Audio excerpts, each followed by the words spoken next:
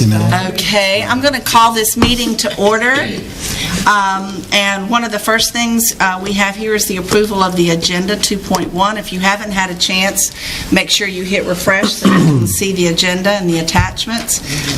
Once you do that, if I could have a motion. So moved. Second. Okay, we have a motion and a second to approve the agenda as presented. All those in favor say aye. Aye. All those opposed? Motion carried. Now we're going to go straight on into 3.1, Beaufort County Schools Marketing Presentation, and we have Ms. Prokos with the Washington Daily News. And you do have an attachment, and Ms. Prokos, do you want us to pull the attachment up or watch it on the screen? What will... Whatever makes you a little more comfortable. I also brought to leave later for all of you for your handouts if you want to have something just in here to make notes on. Or just okay. The attachment actually would be fine so people can see it on the screen maybe without having to turn. Okay. Yes. And I want to thank the board superintendent, our assistant superintendent for having us here this evening, and ladies and gentlemen. We are the Washington News Media, which is the company who produces the Washington Daily News, Washington Magazine, WashingtonDailyNews.com, and several other independent magazines and special ones that are your publications of special interest. We are Beaufort County's hometown media. We are the boots on the ground media that serves this area, and we are very proud of that. We've been doing it for a long time. My voice isn't loud enough, but thank you. This is our ad director, David Singleton, who is with me this evening, and he's going to be going through the presentation formally. Mr. Singleton is an extremely experienced person. He's been a publisher at many papers. He's been an ad director. He's been somebody like me. I am the senior media consultant, and I have worked also in other markets like Miami. In fact, I worked for the Miami-Dade County Public School Board for almost 8 years in a public information capacity. So I'm very familiar with the school system, the different components, the importance of the teachers, the importance of the students, staffing, getting the word out, and the challenges that have become increasingly mounting over the years on how to do that. But we have some solutions, and we'd like to present them to you. So I'm going to let Mr. Singleton take over now. Thank you very much. I want to make sure that mic is on too. Can you tell? Is it on? Testing. Is it on? Okay. All right. Okay, thanks. Cece put this together, and Cece's many of you know Cece. She's been around here for a long time now, and she's a great resource for us here at the Washington Daily News, and we think so much of her that she'll make me do the presentation, and that's okay. What we've done here is put together after meeting with Mark and after meeting with Matthew, we put together a presentation that hopefully will address some needs and will be a self-apparent value to the board, to the school system, and to Beaufort County. That's what we're trying to do. That's what the aim of this presentation is for. It's designing a marketing package to accomplish a number of goals, and we'll walk through those. This is not a long presentation, so this will be painless. On our first page here, we do have the overview of objectives. Number one, student retention. And that, of course, is student retention away from competing magnets and other educational options, which we all know they're out there. Establish closer relationship with community and families. And that's a big key in terms of we already know what Beaufort County Schools does in our communities, does in our towns, but not everybody is aware of the extent of it, and this campaign is designed to accentuate that. And last but not least, teacher recruitment outside the area to Beaufort County for a more global learning experience. Digging down a little deeper into this, we want to reacquaint the community with BCS students, staff, and the overall school experience. Introduce the staff as life experience influencers. And that'll become apparent. We have some what we call spec ads or promotional ideas that will kind of show what we're talking about there. as well as educators, administrators, non-instructional employees. This is key because it takes the teachers, it takes the administrators, it takes everybody that's involved in Beaufort County Schools to make this work. To heighten awareness and the value of the current curriculum while bringing new curriculum forward. It can't be stressed enough that we know that y'all work very hard to keep a curriculum that's up to date, that is modern, that is moving forward, and that needs to be known, and it needs to be known by the general community at large. Recruit new teaching talent and update diversity experiences for students. And lastly, to establish a current day BCS mission. Now, in talking before, we understand there's a mission. And of course, you can't operate without a mission statement. Everything you do holds true to that. But as we look forward, how does that move? How does that change? How does that become a more integral part of what we do?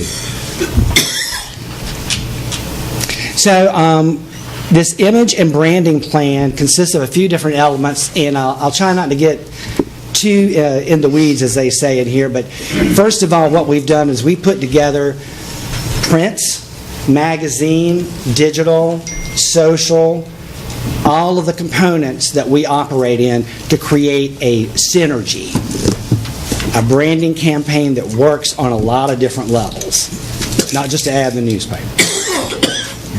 But that does start with the newspaper. The Washington Daily News is Beaufort County's only media. That's our only job is Beaufort County. We have over 90% of our circulation in Beaufort County. We have 90% of our web audience in Beaufort County. Beaufort County is our home, and that's what we do. So in the Washington Daily News, we are proposing a 4-column by 10-inch wide ad in the newspaper. That doesn't necessarily mean much to y'all, but it is designed to be not so much a page dominant ad, but enough to where it's sizable and enough to where nothing else can outsize it there on the page. It's a little over half wide and half tall on a page. Running weekly on the day of your choice in the Washington Daily News. And that includes a pickup in the shopper that we do. That goes to 7,000 non-subscribing households in Beaufort County. Between the reach of the Washington Daily News, the shopper, and our online portal, our penetration is very high and surprisingly strong for a community our size. In addition to that, a half-page ad in Washington, the magazine. Many of y'all are familiar with the magazine. The magazine is a extremely high-quality, 6 times per year publication that we put a lot of work into every single time. And in the 2 years I've been here, I can't tell you how much we've labored over that. It's a tough thing to pull off time after time, but somehow it looks good every time we put one out. Digital marketing on WashingtonDailyNews.com. What we have on here is 338,000 impressions over the course of the year. Now, 250,000 impressions sounds like a lot, and it is. But just to be clear, what we're talking about on an impression is not every time somebody pulls up a web page. You actually have to see that ad for it to click, for it to register. So that boils down to about 28,000 impressions a month. That's a healthy representation on our site with roughly 600,000 page views a month. Our Friends to Follow social media portal, that's an interesting thing where we take folks' Facebook page and we basically broadcast it onto our website. So it's spinning that Facebook post, primarily Facebook, out to a much wider audience as opposed to your Facebook friends and family, so to speak, now that already sort of follow what you're doing. Lastly, targeted digital across the web, 300,000 impressions annually. That's in the same ballpark as the number of impressions that are on our site. What we mean by targeted digital, these are ads that don't show up on the WashingtonDailyNews.com. These are targeted by demographic, by location, by age, by income, by race, by anything that we want to parse those demos out to be. Therefore, we can attract, and for example, if you wanted to attract the attention of high school athletes, we would put these things into our little system, and an ad might show up on Max Preps, which many of you are familiar with in terms of high school football. So it delivers the ads across the web, not just on our website, and that's 25,000 impressions a month. The targeted print opportunities, there are 6 of these that are outside of what we do with the Daily News and the magazine.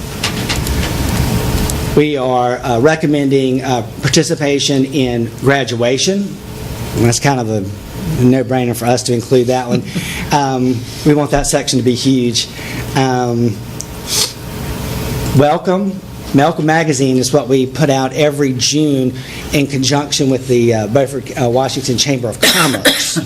And so as a newcomer's guide for people who are considering the area, it's a great place to position BCS schools as an important place to consider if you're moving to the area and perhaps have school-age children. Our Back to School section, which comes out in August, as well as football preview. Our profile that just came out this past weekend for 2019, proposing for 2020. Profile is basically what is known in the industry standards as a progress edition. And what better place to show the progress Beaufort County Schools has made than with a representative effort there. And so all of those, as you see, they're kind of scattered throughout the year, but they're targeted. And we have other sections that we didn't put on there. Those are the ones we think are best suited for y'all's message. This is where CC really shined in terms of developing some sample branding messages. And I know that some of that type is hard to read on this size, but that's why CC's got a printout and she's going to share. Which one would you like to share, CC? Let's see. On this page? Well, let me start by saying that these are messages that are designed to talk about school personnel and who they are as people more than just the principal or the teacher or the nutritional specialist in the cafeteria. These are people who have direct input into a child all year long and all during the day that they interact with them. That's a great influence on children. And it's important to let these people, and it's a hard job. It's hard to juggle that many kids in a school. I mean, it's hard enough for me to juggle my daughter at home sometimes. I can't imagine having to do that with hundreds of children.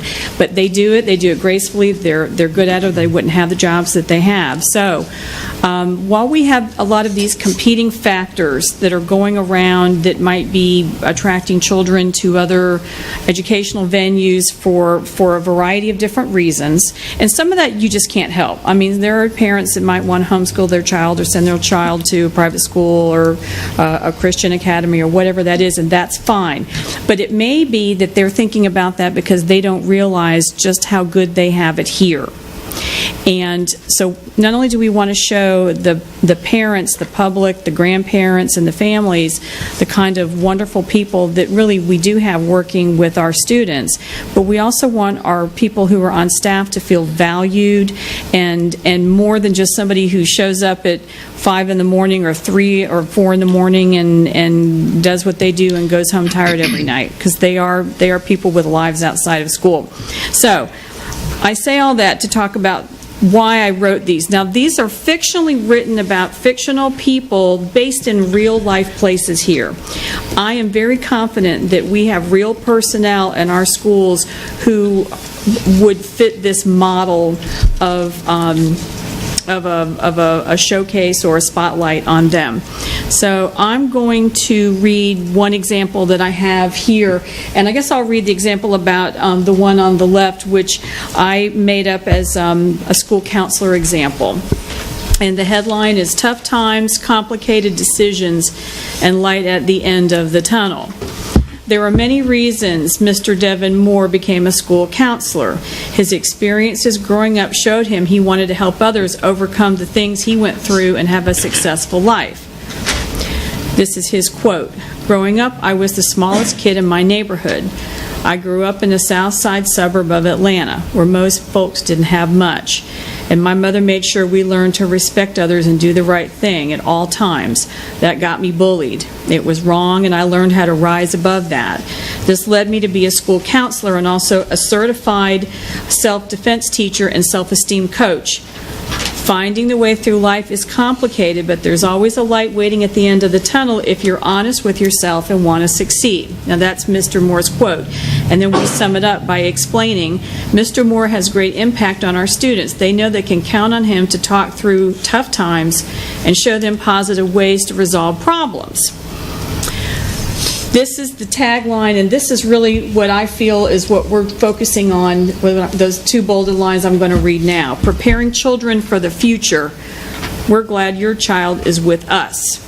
Beaufort County Schools, and then phone number and website and logo. It's very simple. It's very simple. But that's the kind of a style message that I wrote for that gentleman. Should we click to another slide? Or do you want to read another one? Let's go to, I like the bus driver. You want to read one more? And then You want me to read? Sure. I'll read the bus driver. Be happy to read the bus driver. So the bus driver, his fictitious name is Mr. Adam Smith. Mr. Adam Smith does a lot more to help children than just drive them to school. He's been coaching youngsters in seasonal sports for many years now. He dependably transports students during the week, then teaches sportsmanship and teamwork on the weekends. Growing up, my father was a bus driver and coached my football team. He inspired me to share the same foundations. I feel like I'm making a big difference, especially for those kids who don't have the kind of home life that encourages activities or the importance of going to school every day. Mr. Smith greatly impacts our students. They know they can count on him to get them where they need to be safely and on time. Preparing children for the future, we're glad your child is with us. So this is kind of nice. It talks about who these people are rather than just picking your child up at the bus stop and dropping them off and bringing them home at the end of the day. And that's a good thing for making the staff feel good and valued and retaining them to continue to work with us in the system. So, Cece, I'm going to go back to the first one, and I just want you to tell the folks who these folks are. You don't have to read them, but the first one you did was this. Was So a counselor. I did a counselor. The second one is A maintenance technician. maintenance tech. Our cafeteria, our nutritional specialist, who is the cafeteria lady, Very essentially. good. And then, A science teacher. uh-huh. And then our transportation tech was our bus driver, and then this gentleman on the right would be an example of a principal. A principal. And this is a teacher's aide, a teaching assistant that I enjoyed writing this one very much. This lady, her example is that she worked with middle school students, and that's a very trying age, middle school children. Lots going on with them in their heads and their physical bodies at that time, and it's confusing. And their attention span is the attention span of a gnat. But she helps the English teacher and shows them how to break down sentences and write well using the examples of quilting. She brings in her quilt and shows them how to put pieces together for a nice quilt in the end, a good outcome. And she's very patient, and they need that. So, and they also come to her quilt shows, and that was a fun message. I had a very good time writing all of these. I like to write anyway. It's like I like to talk, couldn't you tell? But it was just illustrative of the things that we can do in this type of style, which it would be a pleasure to tell any of the stories of our staff. You're welcome. So in looking at that, you can see that these sample messages represent a wide variety of the types of folks that the school system employs. And it's designed to basically show and not tell the strengths of our people. And our people's what is our number one strength. It's designed to be a reinforcing mechanism for those who are already in the school system, as well as it is to help people understand who are outside the school system the successes that we have. We have these stories. We just don't know them yet. And we can find those people, and we can write those stories, and we can put them out there as examples of success stories, not only in the classroom, but in life. The next aspect of this is the recruitment phase. We're really fortunate here. One of the things I get to do for the Washington Daily News is I operate a classified center. Washington Daily News is affiliated with Boone Newspapers, and we have about 90 newspapers across the country. I work with several newspapers in North Carolina, Virginia, and in Georgia, where we can do specific targeted ads in those newspapers through our office, where we can recruit for, I would think, ostensibly teachers, educators, but for whatever our recruitment needs are. This package allows us to keep an ongoing presence in all 10 of those newspapers on an ongoing basis at a tremendous discount. What we've also done is take the other half of those digital impressions that we referenced earlier and targeted for recruitment. That means that we can look at any number of demographics, places where people might want to come to live in North Carolina from.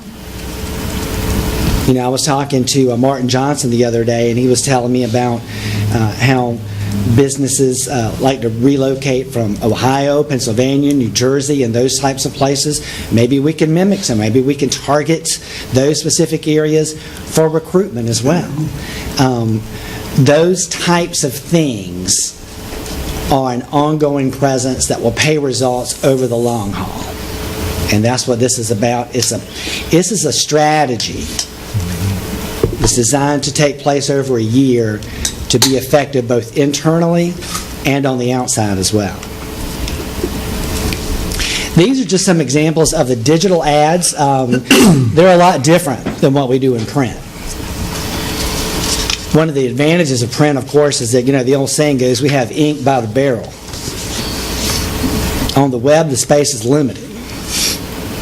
Those ads that you see there are what we call 300 by 250. They're the size in pixels. They're big box ads, as they're more commonly referred to. And there's 3 different creatives that are listed on there. Seeking educators for life. We'd like to teach the world, so we need you. And calling all teachers, a very simple type of approach that's a no-nonsense deal that says, hey, if you're interested in being a teacher in Beaufort County Schools, what you do, of course, is you click on that ad, and it goes to our site.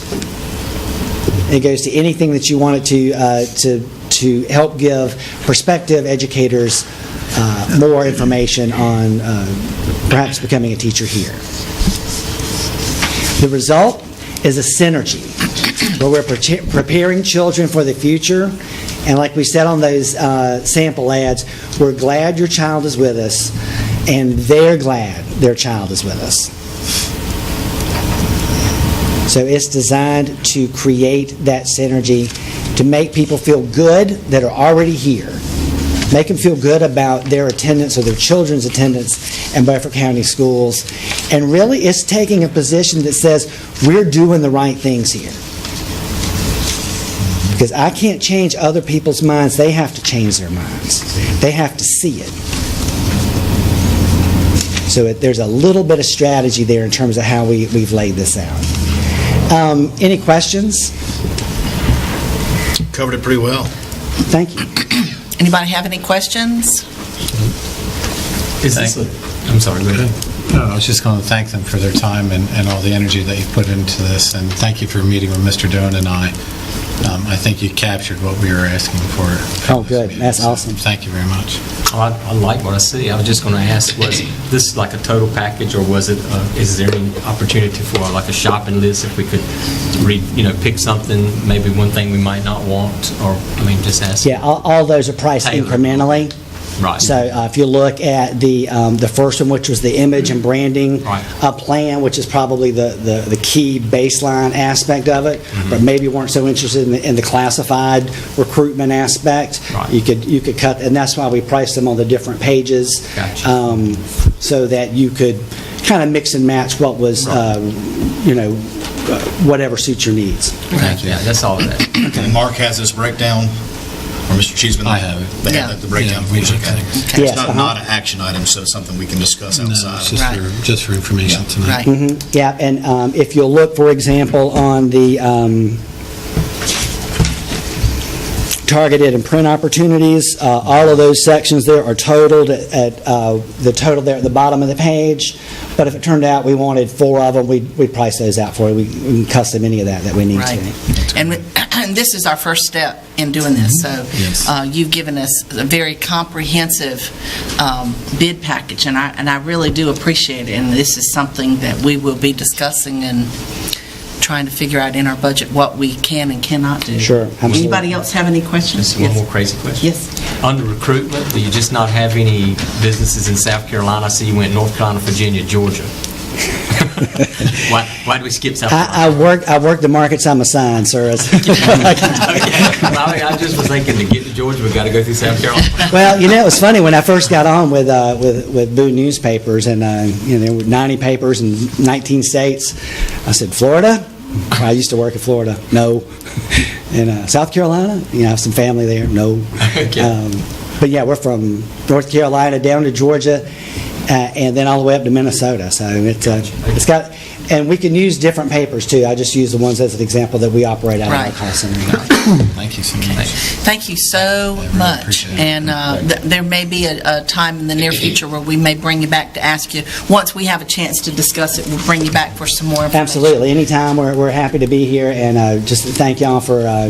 Carolyn, can I ask one question? Oh, sure. Absolutely. All right, you gave us a calendar or kind of a timeline of different times during the year. When do we need to meet, get back with you on a schedule to meet these guidelines and timelines and so forth? And that's one of the things that we tried to do was whenever your start date is, let's say, for example, if you wanted to start it May 1st, I can gear it so that it starts May 1st. Okay. It's an annual program that can start from any point and go 365 from there.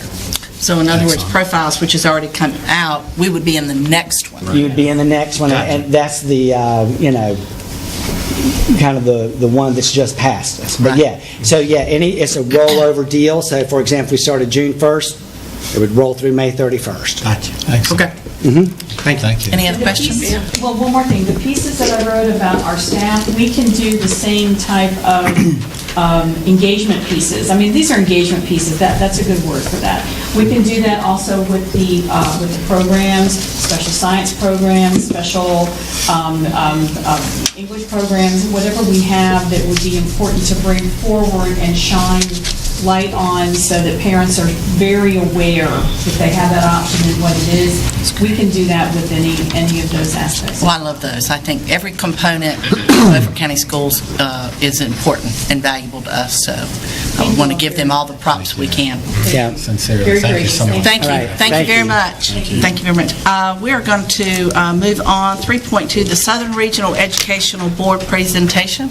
Ms. Laurie Johnson, we have some more attachments. Yes.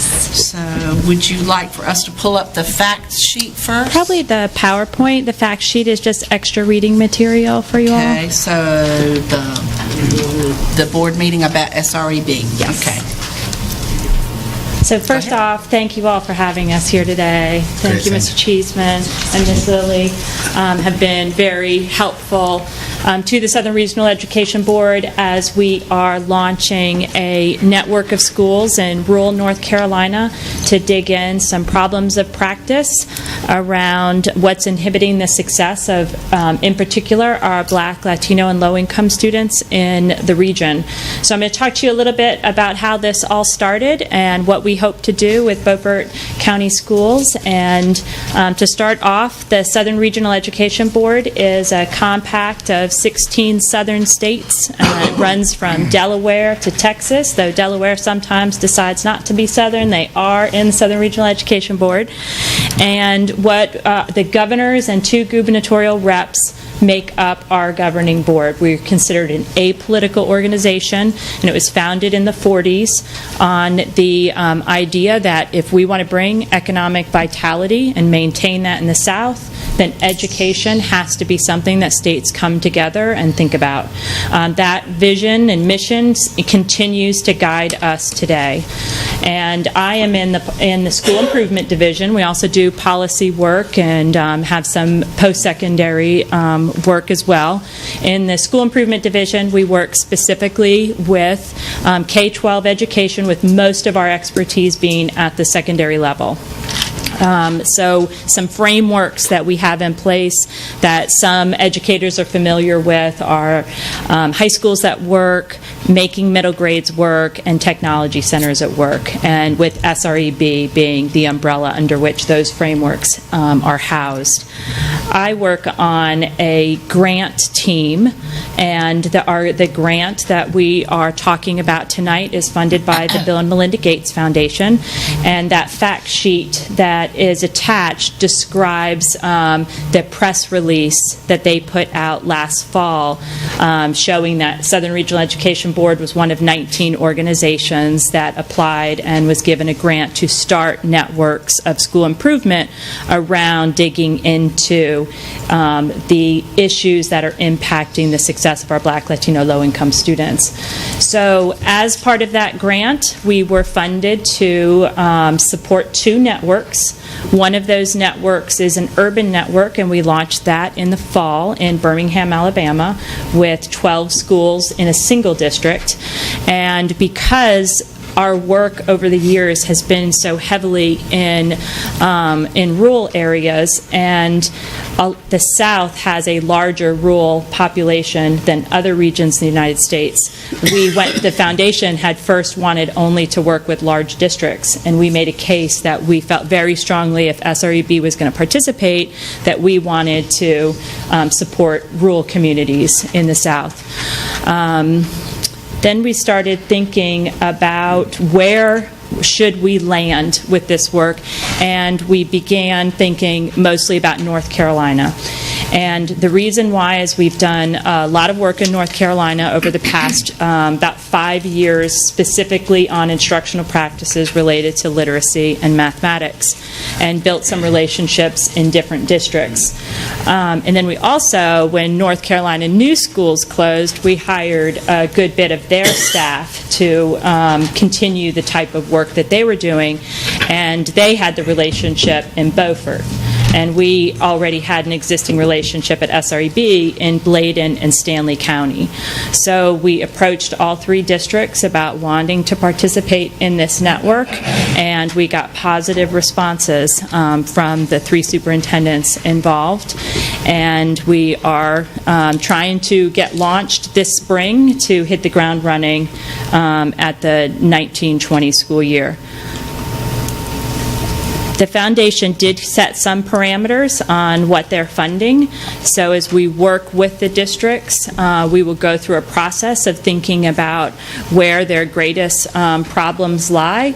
And then the 3 districts will come together with their data and think about where we want to focus our efforts for our network.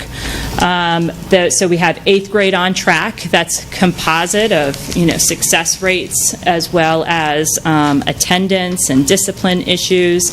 8th grade is hard to measure if you don't really look at how they do in 9th grade, because that's the big measure of the 8th grade success, is how that transition to high school happens. So it's likely, based on initial conversations with districts, that this network will have an 8th, 9th grade component to it. But we also are open to exploring the data and seeing what comes up, because the other investments are around college ready on track. That's that 11th, 12th grade, ACT, SAT, post-secondary readiness, high school college access. There's networks out there that are focusing in on that, and the types of things that looks like for communities is help with with FAFSA, with college applications. I am a mom of one boy, so all my hopes and dreams are in that one boy. And I was 10 years a high school principal, and last year we went through the applying to college process. And I'm telling you, it's not easy. And that's someone who has been in the business, so to speak. So when we talk about high school college access, we know that our students in poverty, our first-generation college goers, have a huge barrier to cross in terms of the family support to get over that hump. And then post-secondary on track, we wouldn't really be in a position to do that in a K-12 school, but we're looking for post-secondary partners, and that's how do we keep kids in school. I always called it a bad day indicator when it was October and I'd see one of my football players that graduated last year and went off to college walking down the street. That means he went to college, now he wasn't there. Bad day indicator.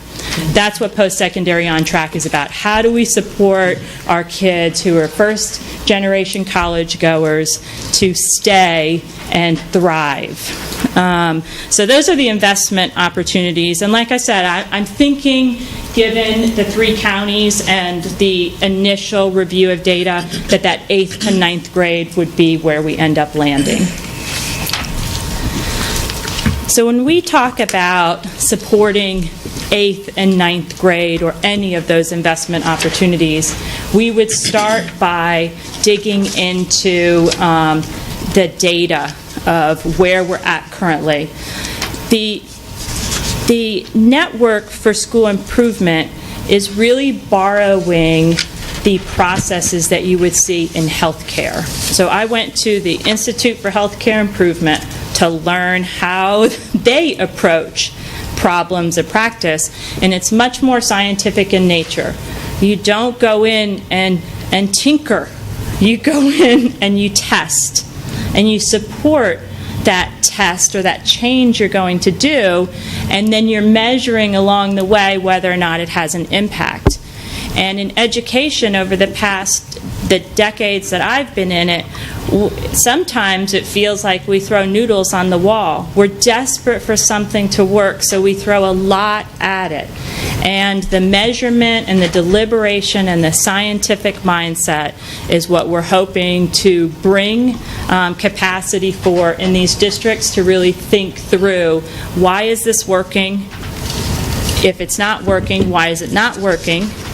And then how can we get what we think is a proven practice to work in our context with our kids and our communities.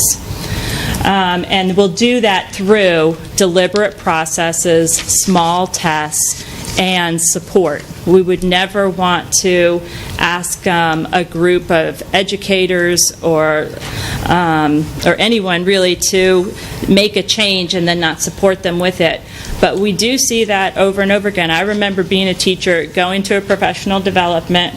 It was told it was the greatest thing, and then I was just back in my classroom. No one ever mentioned it to me again. I was just kind of on my own to implement, or not. It just kind of depended. We don't have the luxury or the time, because each moment that we do that style of professional learning or that style of lack of support, we have kids that are struggling, not getting the support they need. And it requires our support and deliberation of the educators. So the type of processes this will involve is we'll start with what we call kind of a comprehensive curriculum and instructional review at each school. We'll then look at the data from the curriculum instructional reviews and work with Beaufort County Schools on the data that bubbles to the surface in terms of what seems to have the highest leverage for change, the biggest issues, and what the ones that we think we have capacity or that we want to build capacity to address. Then we would go to the other districts and convene and think through the commonalities. We don't have to all do the same work, but we do all have to be working towards the same goal. So, for example, if we work with Stanley County Schools and they determine that for 8th grade success, the biggest inhibitor is writing, and that's what their test scores show, that's what we see happening in trends over time. But we come to Beaufort and there's a barrier with mathematics, then we're still working on that 8th grade to 9th grade transition, but here we're focusing on the data that they need to focus on, while over here we're working on what they need. So it's context specific and data driven. Then we, as part of the grant, we will have a team working in Beaufort as needed in terms of what types of expertise that might be necessary. We also have a researcher assigned to the team, and the type of support could be instructional in nature in terms of extra coaching support, and then also leadership in nature, because leadership really sets forth some of the systems that might be uncovered. So the type of system, I just want you to think it's not just always the classroom, right? It's always, sometimes it could be, well, how are students placed into classes? Why are these the classes that are offered? And what's the curriculum? What's the core? It's not always within the control of teachers, so we really broaden it out and also think about what leadership systems are in place and what instructional systems are in place. And then I put a few activities on there that we'll do. We'll visit other networks. This is a growing trend nationally because of the way you can accelerate change by learning from others and collaborating, so getting outside yourself. I was in a district that didn't get outside itself enough, but when I left my district, I thought I knew everything. I went to SREB, and these past 4.5 years, I've learned a ton about what's happening out there. That's what the network does. It accelerates our own knowledge because we're learning from and with other educators who are attacking the same problems in their communities.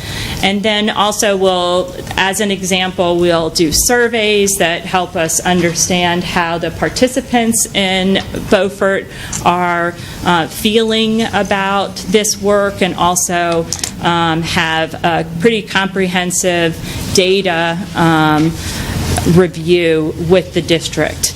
And that way we can set targets together and we can keep our eye on what we're really shooting for, which is that academic success for all students, but specifically looking at our subgroup data for our Black, Latino, and Asian students.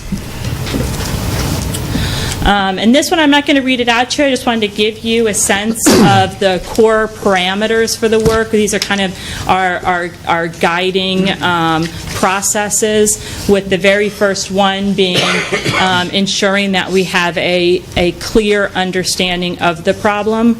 And the way what that really means is you can't solve an issue unless you know it deeply enough to know where to begin. So that is why we start with a curriculum instructional review, but we are 100% certain that after a curriculum instructional review, we will walk away with an incomplete picture of everything that happens in a school. They're complex organisms, but it should bubble some things to the surface that then we can go back and more deeply understand the issues. And then we'll move through a process. It appears whenever you have something on separate lines, that you think of it as linear, but we'll constantly be going back to, did we understand the problem that we thought we understood? And so it starts linear, but it cycles all around. And then what we where we really will concentrate on this initial review of the curriculum and instructional processes within each of the participating schools is looking at instruction, curriculum, career pathways or exploration opportunities. That's where that engagement is hopefully happening. And then what systems of support are in place for students, and then finally, is there evidence of a continuous improvement process? And if yes, if no on any of these, it doesn't matter. It's all data. So that's where we start, is collecting the data and then pushing it back to Beaufort County Schools and saying, okay, this is what the data tells us, and then collaborating on where are we going to begin this work. So again, we're really excited to work with Beaufort County Schools, and with your support, I think we can do great things in the community. And I think we chose the schools based on the grant requirements, which was having a large percentage, meaning not 51%, not just making it, but a large percentage of Black, Latino, low-income students. And the 4 schools that we are proposing to work with right now are Washington, the Early College, Chocowinity, and P.S. Jones. Excellent. Questions? Any questions? What's the timeline? When do you plan on starting? How long is it going to last? Yeah, so what we plan to do is this spring do the curriculum instructional reviews and unpack that data with the schools. Have our first network convening in the summer to get to all narrow in on how we're going to begin this work, and then it's funded for 2 full school years after that. And the foundation has said that we have opportunities to renew our grants. And we've had a relationship with them for over a decade now, so we anticipate renewing and maybe even expanding to other districts or other schools within partner districts. Why early college? I don't see them as a school that's struggling academically. Yeah, we just said to the district, these are the schools that qualify based on the number of schools, and then the district decides. But we'd love to see participants with high capacity, medium, and low capacity. We can always learn from each other with it. I'm a strong proponent of mixed ability classrooms for the same reason, is that you learn a lot, and someone who might be having great success here can always do better, and then our other participants could learn from some of the processes they're doing. So that would be why I would think that they would be a good participant. I just, yeah, I don't see them as being a school that, because they are so different than the other 3 high schools, which do present struggles academically, and do all 3 have diverse populations, that I would think that one of the other high schools would be a more important, need the help and need some guidance more so than the early college, which is combined from all 3 of our high schools, and they absolutely are not having the academic struggles at all. I mean, just coming off of what are they, in the 98th percentile or something? And I get what you're saying about you can learn from them, but because their day is so different and their curriculum in many ways is very different, because they're going toward an associate degree instead of just a high school diploma, it puzzles me that they were chosen. They're great students. I mean, I would think one of our schools that's struggling would be. Well, you take a school that's outside. I agree. It doesn't seem to fit the profile of what they're looking for. Right, at all. It's contrary to what they have a very diverse. Yeah, they have a very diverse population, but a lot of what they're able to do because they have selected those students. Right. And those are chosen students to go there because they're wanting to do something different. Right. So long as we have schools that meet the spirit of the grant, then we're happy to work with the schools at the secondary level that Beaufort County chooses for us to work with. Excluding early college, what was the other schools? P.S. Jones, Chocowinity, and Washington High. Chocowinity Middle School. Middle school, yeah. But you take a school like Southside with the struggles we'd experienced there. Southside, I know they would, I can't even imagine that the early college met the criteria. That's what Butch was saying. I mean, I heard him say it, and I'm just agreeing with him. I can't even imagine it met the criteria. Okay. But anyway, those are Okay. discussions we can Yeah, have that's this in things we can talk action. about. Right, right. Because that's, and like I said, we're open. We're just really pleased to work with We are. Beaufort County. Just in my initial times here, there's great capacity for this style of work and leadership. And we'll be getting updates as this is put in place and goes on. Whenever the superintendent tells us to, we'll definitely be happy to. Just a quick question. Did we have the established criteria and then work in that selection process of the schools? And even so, do you have a cap on the total number of schools that we could work with? Meaning, we had 4 schools that were selected here. Right. But from SREB's point of view, do you want to cap it at 4? If we had 5 schools meet that criteria, is that okay too? Would you rather not go beyond 4? If we took ECHS out of it, and found that Southside or another school fit into that, and what you're thinking in that terms? I'm thinking plus minus 2 would probably Okay. be the most. They didn't put a cap on us, the foundation, but the dollar amount doesn't change. Gotcha. So Okay. of what they're funding us for, and we have 13 schools now, and I like having a little over 10 because, you never know. Someone might get into it and decide this isn't the right work for us. But I would say plus or minus should go anywhere from 2 to 6, Sure. right, off that So floor. that 13 includes our 4 in that Yes. list? Okay. All right. Any other questions? Thank you. All right, thank you so much, Ms. Johnson. Thank you. Thanks, Ms. Johnson. Really appreciate it. All right, we're going to go to 3.3, and we have Ms. Gwen Robertson McBride going to talk to us about the school nutrition program, the procurement plan, Yes, ma'am. which is many, many pages long. Yes, ma'am, it is. Thank you, Ms. Chairman, board members, Mr. Cheeseman, Ms. Duke, Mr. Talk a Dunn. little louder if you can. Thank you for having me tonight. I'm here. I'm sorry. You're right. Usually I'm the cold one, but it's warm up here. Feel good to me. Tonight I'm here to bring you the update for Beaufort County Schools school nutrition procurement plan.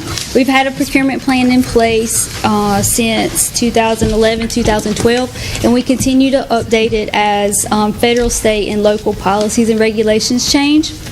I was just going to hit the hot spots in this document if you would like for me to, if you want me to go page per page, or if you would just like for me to leave it with you, whatever you would like. Hot spots? Okay. When is this going to be brought back to us? Will it be brought back to us for approval? What's your The timeline on 16th. needing approval, Gwen? On the 15th. Of April. In 2 15th, weeks, excuse me. right? Yes, ma'am. Okay, yeah, go ahead and hit the high spots so we Okay. know. But I'm just saying, as long as I have it so I can read through it, I'll be okay. Yes, sir. On page 1, under Code of Ethics, we needed to add our local policies that address Code of Ethics, and I added those on attachment A, and they are 6401 and 7730. And part 2 goes through the procurement methods used to purchase goods, and we do use several procurement methods depending on what we're purchasing and if we're in a rollover year. For the most part, these procurement methods follow our local procurement plan. One addition for school nutrition, and it's a federal micro-purchase addition that the federal government has allowed for school nutrition programs, and it's a $10,000 limit, and I'm going to tell you what page describes it. On page 9, describes the process of a micro purchase, and it allows us to make a purchase under or $10,000 or under without receiving quotes.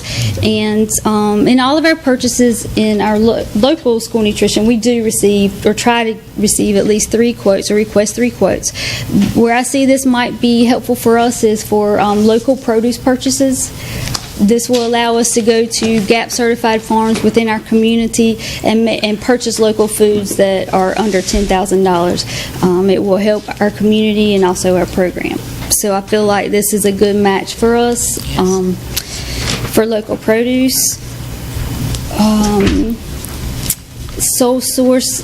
The rest of these procurement methods are also in our local procurement plan, so there's no changes. We are in a purchasing alliance. If you're new to the board, we are a member of the North Carolina Purchasing Alliance, where we purchase our food and supplies as one large group.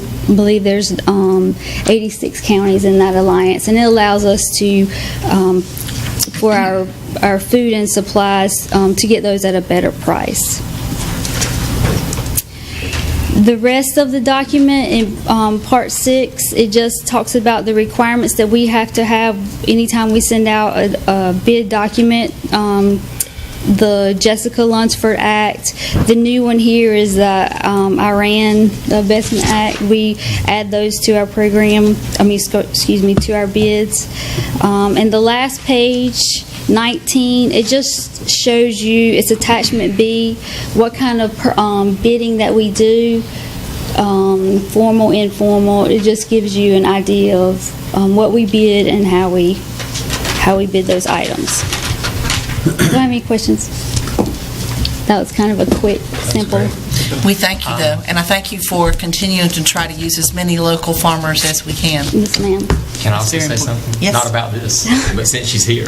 Oh, no. When our power went off at our schools Yes, sir. recently, thank you for what you've done for our schools. Yes, sir. I ran by the school, not that I was able to do anything, but I was told I should run by the school. And so I was out there, and she had already had it all worked out. So the kids had lunch, is what I'm saying. Even though we didn't have power in the schools, she was able to cover for all the kids. I walked around, looked at some of the classrooms, and they were having their little, I call it picnics. Yes, sir. I think they enjoyed the power being off that day. I think so, too. It was a lot of work for you, but thanks a lot. Yep. He gets a little attaboy too. He did. Because he was out there and he took some stuff for the kids that couldn't have the regular, I'm going to call it regular foods. That's right. Yes, Thanks sir. a lot. Thank you.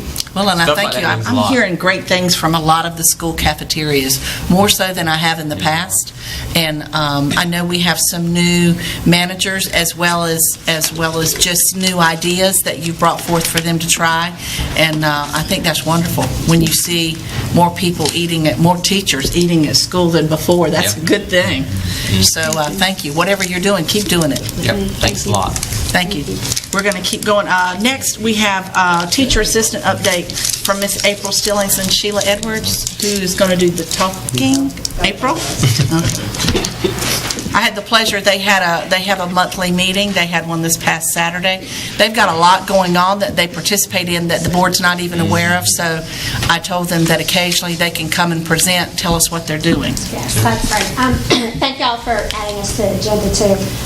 I'm not typically a person who talks to grown people, so bear with me.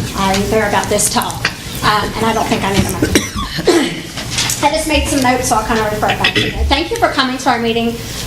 The feedback was fantastic. Your advice, we're definitely going to, use in going forward. We want to give back to the community as well as our students. We want our faces known. We want the community to know that teacher assistants are valuable. We don't just hurt children all day. We teach children. We mold children. We do. I treat them like they're mine. All 1,000 of them in school. We've got several events coming up. We're going to volunteer at Family Movie Night, which is April 12th. That is East Elementary, John Cotton Taylor, and John Small. Yeah. They're going to have a movie night out on the waterfront. They'll have several vendors that are out there just for the kids to come out and have fun and participate. It's a free event, not just for school children, it's for all the community children. to come out. We're going to have the popcorn booth, so we'll be giving away free popcorn, just so they can, see our face. Several of those kids I taught that have gone on to other schools. Have you shared that across the river? Yes. Okay, so it's been shared across in Chuckwinity side, so they're more than welcome to come over and hang out with us. In May, Chuckwinity has the fire department has an annual car show. So we're going to have a booth there and do face painting. And again, we'll have our little sign out there so they know, hey, those are teacher assistants, and we'll just paint their faces and it'll be fun. We also have been in contact with the Accept and Excel group. They have an they're going to do like an Easter egg hunt for the special needs community, and the Chuckwinity Middle School SGA has already signed up to help with that, but in talking with Miss Chris, she's afraid that that's not going to be enough to handle, because it's usually a really big event. So we're kind of, on standby as a backup to help with that. But we've talked about, helping with an event where it's just the teacher assistants, coming, and she'd scheduled something the first weekend in May, but that's the weekend that the majority of us are going to be, the ones that are active anyway, are going to be at conference. So she's going to, try to work on some other dates for us to, be able to get involved with that. Yes, and then we've also got several dates to take meals to the Open Door Community Center. So we're going to try to fundraise so we can get that, that money so we can give back to them, because those are people that are in community. I'm sure that several of our children will probably have to be there, which is unfortunate, but we want to be able to help those kids. As Sheila mentioned, we'll be at conference. It's a North Carolina Teacher Assistant Association conference, May 2nd through 5th. 9 of us are going, graciously. You all are allowing us to go. We appreciate that. We have workshops. Both days are full of workshops and speakers, and we get to gain a lot of knowledge and things that we can bring back to our schools, to share with our teachers, to share with other assistants that aren't able to go, which is great. We get to mingle kind of with other teacher assistants throughout North Carolina and talk to them about what's going on in their counties, and get ideas that we can share back and forth, which is fantastic. I would love for school board members, principals, anybody, I would love for y'all to go in the future, and even presenters. They are always looking for presenters. We have so many in the county, teachers in the county that are doing awesome things, and we would love to be able to share that with the organization. And I think that's. We are having an officers meeting, just the ones that are elected officers. It's not open to all the teacher assistants, on April 20th, and it's going to be at the Brown Library. We haven't secured that spot yet, but that's normally where we meet at 10 a.m. And we'll also send out an email, but we would love for anybody on the board that has suggestions or knows of an organization that could benefit from us helping out. We would love to have your input and help us. We really, with the way things are coming down with assistance being cut, we want to make sure that the parents in our community, the citizens of our community, board members, teachers know that we are vested in our job, that it's not just a job, it's a career for us, and we want to be able to do whatever we can to be able to keep our jobs, to help the children, to assist in any way that we can, and we feel like the best way to do that is by putting ourselves out there. And so we're welcome to any suggestions, and we also encourage any of you guys to join MCATA. There is a fee for associate members. You'll get their newsletters, you'll get their updates, and our district and our state officers are fighting just as hard as some of the other organizations are, to try to lobby for our jobs and to get those pay raises and to guarantee that, we have some longevity. And we try to do whatever we can to support them at the district and state level as well. Well, to go along with that, your General Assembly is now looking at changes they've had since 2008. Teacher assistant positions in the state of North Carolina have been cut by 7,400. Approximately 7,400 people have lost their positions in North Carolina in the last 10 years. So what's really interesting to follow is the Senate Bill 329 that is actually asking for additional funding back to teacher assistants. And just to give credit where credit's due, Ms. Walker and Mr. Bilbrough attended a session with me last Tuesday night who had direct contact with Senator Smith, who represents our county now.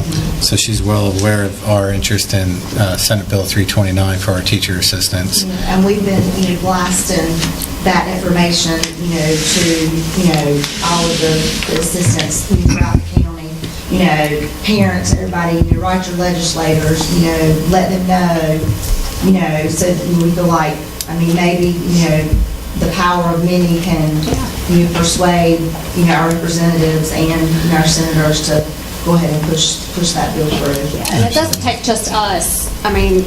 Yes, I'm going to fight for my job, but I also need the people who want me to fight for my job. Sure. And the rest of us, and for our children. It's really them that's going to suffer. Exactly. So, but thank you all. Any questions or anything? Once again, I would like to say something. I just have the pleasure of knowing these two ladies, and when Ms. Edwards said just a minute ago that they were vested, all the TAs, especially themselves, if you go out into schools and see the work that they do, I happen to see Ms. Edwards quite a bit, you would be way more than impressed, and you would understand that being vested, when she says that, is the understatement of the year. These are super dedicated employees, and I want the people watching on TV to know that these are the folks that make our schools go to. So, and I want you all to know, if you have a chance to ever attend one of their meetings on Saturday, while I'm always impressed, I'm impressed with our TAs across the county at each and every school, and and all the schools are pretty well represented. Almost everybody has somebody there, but their main focus is what they can do for other people, who they can help. Can they help this shelter? Can they help those people? Can they help this event take place?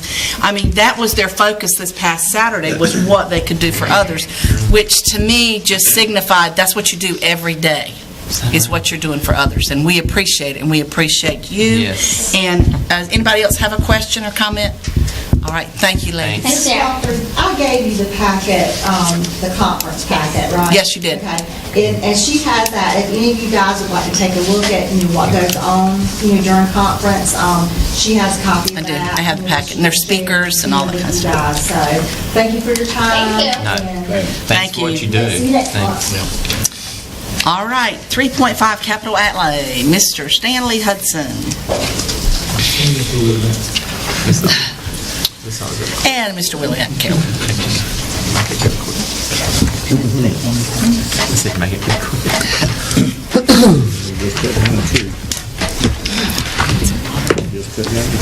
Our approach to budgeting is going to be different than probably what we've seen, at least since I've been here. It resembles more what I was used to seeing in county government, where we did a departmental request, a recommendation from the manager, and then a board approval. It's a three-phased approach. So this year, when we talked about doing our budget, we had concerns with lax hours and how we were funding it. So the delay in getting your budget is that we're doing a lot of that legwork that we usually do after the budget to identify and place folks. We're trying to do it up front. The only problem with that is when you get your budget this year, we're going to be locking them in by position. Third grade math teacher, an EC teacher, a custodian, you name it, whatever their salary is based on the raise that the state of North Carolina gives, the retirement increases and health insurance costs, those are going to be locked in. The problem with that is the flexibility that we have been using in our budget in the past has been based on operational cost. So we really haven't narrowed it in and tightened it up to that point. So we've used the flexibility on what our operational costs for teachers were last year, what the increases were projected to be, and we've kind of moved throughout the budget. This year we're going to lock them in, so when we say that there's no money, they are truly designated if we have 100% of the employees, no lapsed salaries, no leave of absences.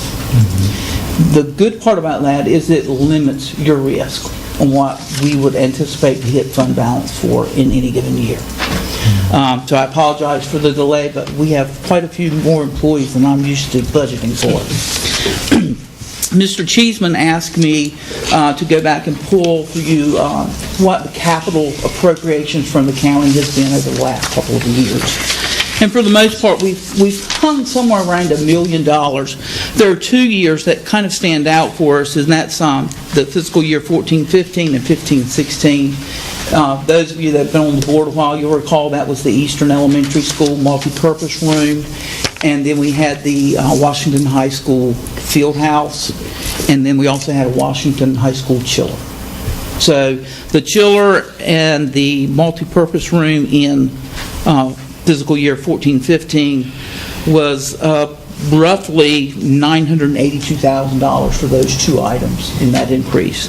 And then in the 15-16 year was the $471,000 for the field house at Washington High School and an additional $150,000 for the EC, or Eastern Elementary multipurpose room.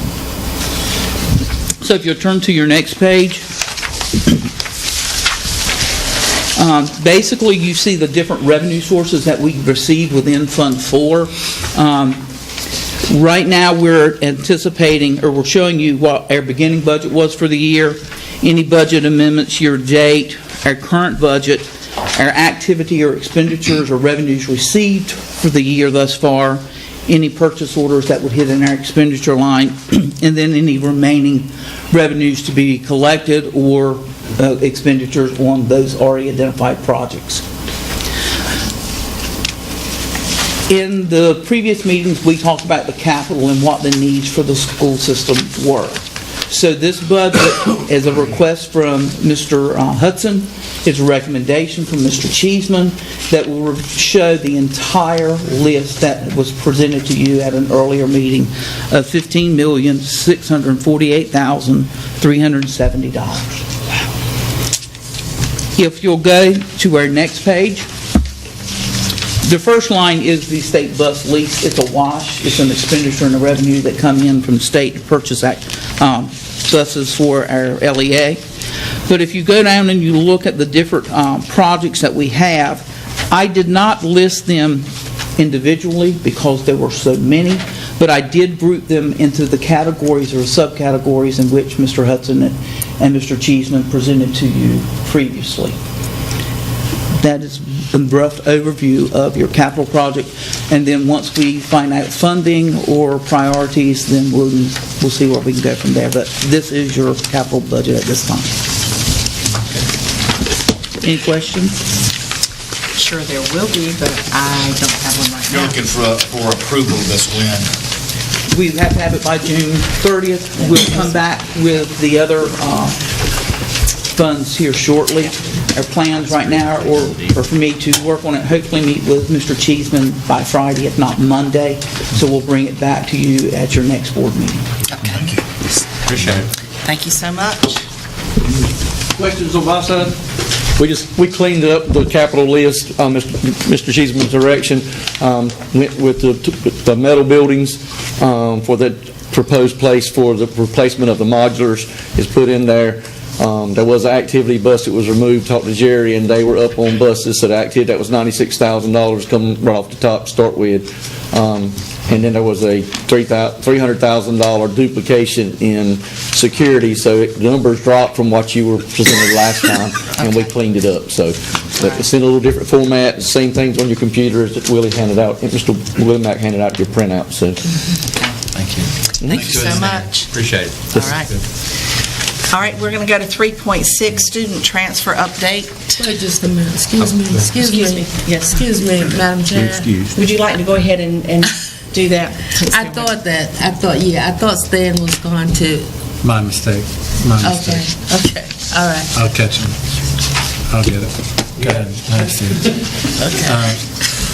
It is nice. So with that, Ms. Booth and I have had conversations specifically around a group that has been working closely together working with the park, and it has come to our attention, and Stan, this is where you jump in, where they're actually going to beautify the park specifically around the placement of trees.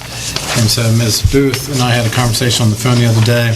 I did tell her that we would bring it to the board's attention tonight so we could recognize those who are here in the audience to talk a little bit about it. Ms. Booth, would you care to say more? Sure.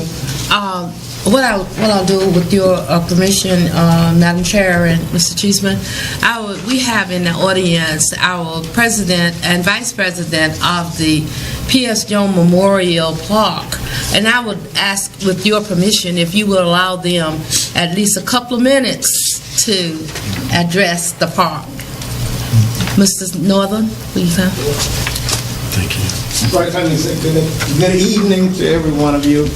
I stand here this evening to tell you that I appreciate what you've allowed us to do out there behind EdTech. It was some ground that we really thought would go someplace else, but you had the blessings of your heart to give it to us so that we could beautify it for the community. And of course, you know the KB Reynolds helped us get started, and we've completed phase 1 of that park with the bathroom, which was helped by the city, and the fencing and the walking trail is completed. We just want to see something beautiful materialized for the community, for that area of the town. We're about to move into phase 2, which includes the shrubs. We want to plant some trees out, and this committee are going to purchase the trees along with the help of Relief from Greenville to help us to get the shrubbery out there to help beautify that walking trail. They'll be planted strategically around the walking trail. And we just want you to know that we do thank you for all that you've done, all you've allowed us to do, and the help that you've given us as we proceed on this journey. Of course, we're waiting for phase 3, which will be the playground equipment, so that the children will have more and more. The Boys and Girls Club has been so nice to come over and use the walking trail already. We have people in the community that's using the walking trail. So I believe that this will not just be something that will be standing there. It will be used by all concerned. And we thank you for allowing this to happen. We thank this board for being so gracious to agree to allow us to use that property. Thank you very much.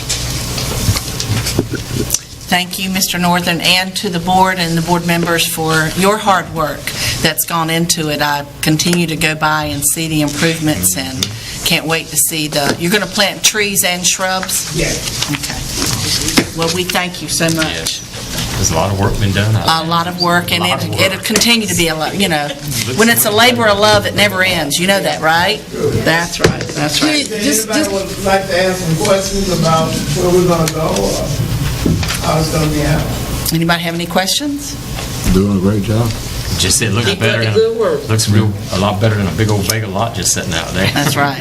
That's right. Just allow me to say this to you. The P.S. Jones is not, the name P.S. Jones comes from Peter Simon Jones. That's the name. And we would like for you to know that the grandson of Mr. Peter Simon Jones have visited us and have introduced us to the trust that's going on with Peter Simon Jones Trust, and have actually become a lifetime member of the organization. And we're just so grateful, because it looks like the more that we do, the more support that we get. So we just want to try to just keep the board informed as to what's going on, so that you know that it's just not some dirt laying out there. It's a great park that's coming up, and we are really proud of it. Okay? You should be. Thank you. Thank you so much, Mr. Northern. All right, we are now to the student transfer update. Sure. So in front of you, you should have, I believe, a couple forms specifically looking at requests for student reassignment. and also release requests. So I want to thank Mr. Duke specifically for making these very clean, much easier to manipulate, as in previous years, parents would call in and say, now what do I sign, what do I fill out? But I want to draw your attention to the request for student reassignment on the very first line. It does indicate that this form should be filled out completely and delivered to the school in which you wish your child to be assigned by June 1st of 2019. I think that's an essential commitment to us as a district to hold steadfast on that date. So we want to communicate that with all of our constituents, that June 1st is the deadline for our team to be able to process this work most appropriately. And moving through that, you may see the procedure behind it on school assignment, specifically for the board policy, and that is what we're going to follow based on board policy. So should parents have any types of questions about reassignment or requests, we're going to turn them to that board policy specifically, so we're not creating different rules, we're following the rules that have been established. And then finally, there's actually an attachment of your schools in terms of projected enrollment at each school.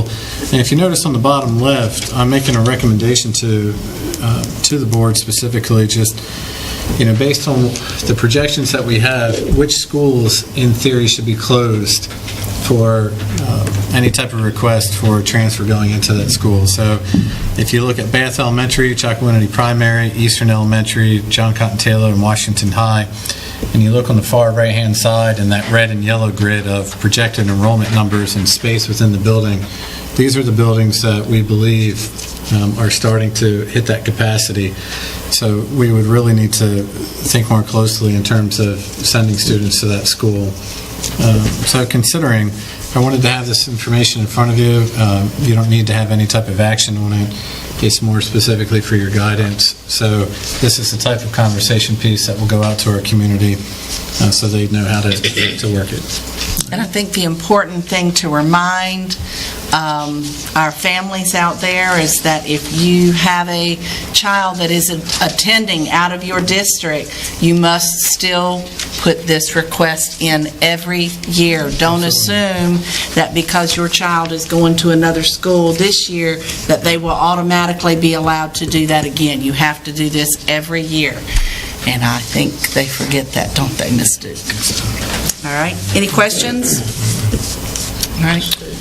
We'll go on to summer hours. Just wanted to bring to your attention, consistent with previous years, or as my colleague would say, tradition, we are looking at summer hours, and so therefore the week after school lets out, after teachers are done contractually, we'll move into our summer hours, and then we'll conclude those summer hours right around the second week of August. So as new teacher orientation starts, we'll come back to full-time hours. But specifically, we're normally Monday through Thursday with Friday off.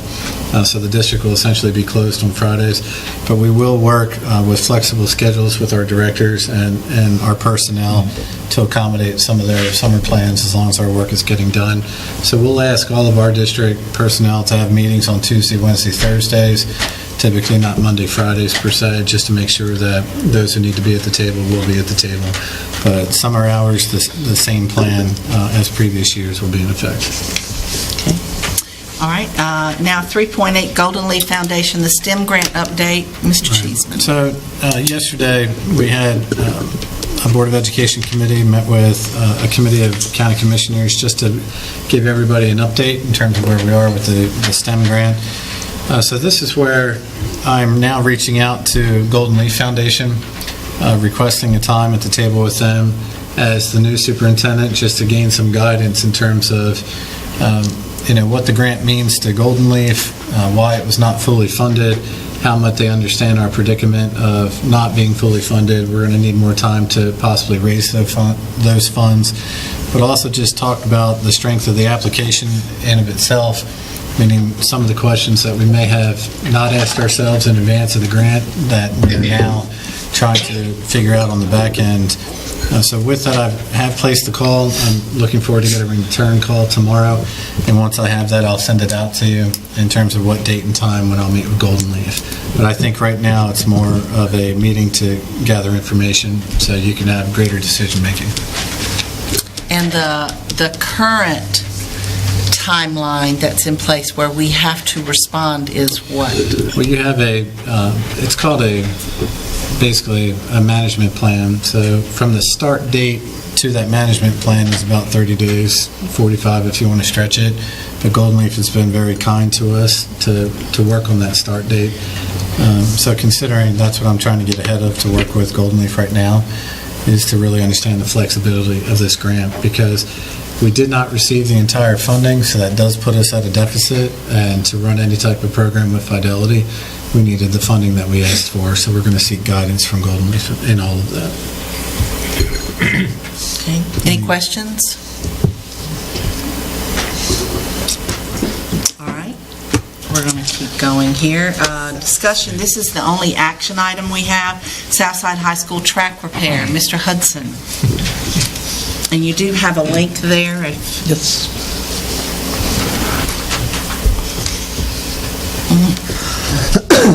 This is the one that one of my last capital improvements for this fiscal year. And this is close to the area of the price range that we had originally budgeted for it at the time. But we did find a company that does offer repairs. Same product that's currently down on the track. They will repair the asphalt that is broken from the erosion that was in turn number 2 in lane 8. They will repair all the start-finish lines where the main asphalt is showing now and put everything back like it is using a acrylic polymer, unless the asphalt is really, really deteriorated. But then they'll put the rubber product back on and restripe the track. Tax all included between $1,212, and we have $60,000 currently allotted in capital.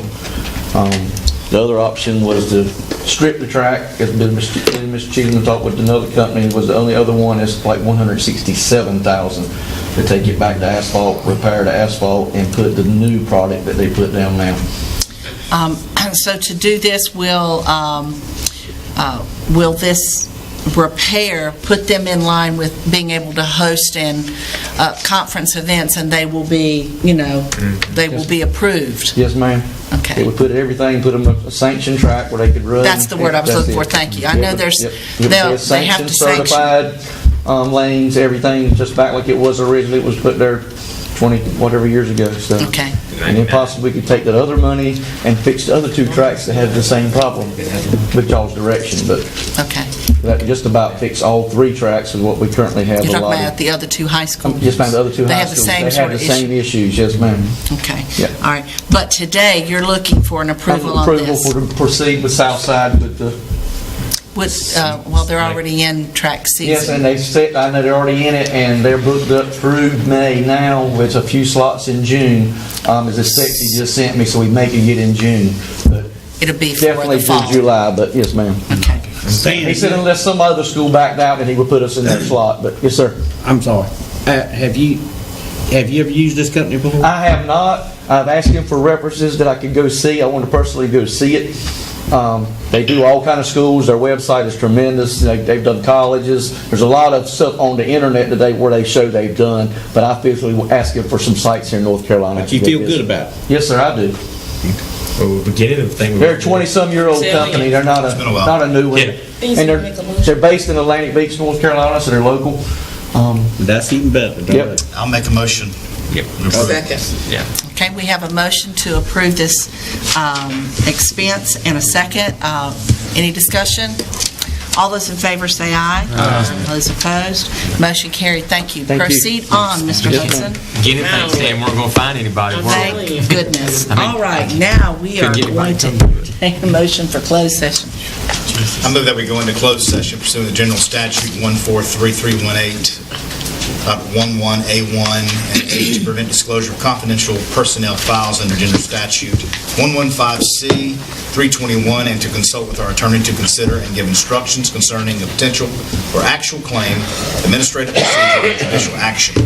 The title of the action is 18 CVS 157 NERSVA versus Beaufort County Schools. Second. Okay, we have a motion and a second. All those in favor say aye. Aye. All those opposed? We are in closed session, and let's take a 5-minute break, please.